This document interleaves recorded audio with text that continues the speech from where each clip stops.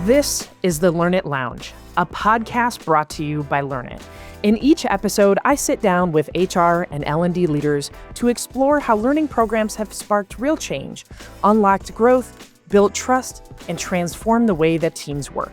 Hosted by me, Dr. Mickey Fitch-Collins, a facilitator and learning designer at Learnit, this podcast brings you the stories behind successful learning strategies, direct from the people driving them.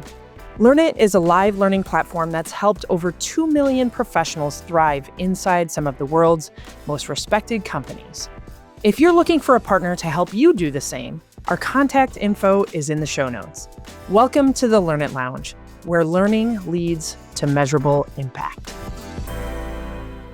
Mickey Fitch-Collins coming at you here with some more solo episode goodness. And that is this: the best learning experiences aren't found in a catalog. They're built in context. Let's be honest, most course catalogs or workshop catalogs are graveyards of good intention, built with care, packed with some really good content, but they're rarely used. And why is that? Because content isn't king anymore. Context is.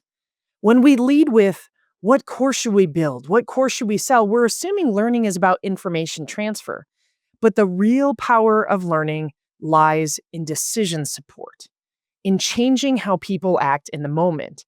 You need to shift the design question from what knowledge do they need to what decisions are they making? Where are they getting stuck? What problems have they identified that need solving? You need to design for workflow, not just curriculum. Friction points, not just frameworks. Enablement at the moment of need. Ash Panjwani frames it really well in what she talks about, that learning isn't a one-time event, and that is absolutely something that we believe in here at Learnit. It's about practicing, it's about adjusting, it's about building that muscle over time, ideal in the real work, not removed from it. This is why we do our virtual instructor-led workshops 2 hours in the middle of the workday. This mindset aligns with Keith Ferrazzi's idea of re-engineering work. He says the best teams don't just meet differently, they work differently. And that means learning becomes a layer in the workflow of the day, not a detour from it. I remember a time in my past where a team was asking for, hey, we need some resilience training.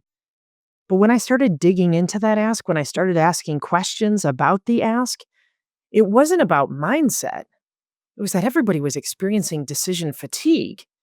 The people on that team were stuck making the same exact judgment calls every single day, day in, day out, problem, solution, without clear parameters. So instead of how do we become more resilient, here's this resilience workshop.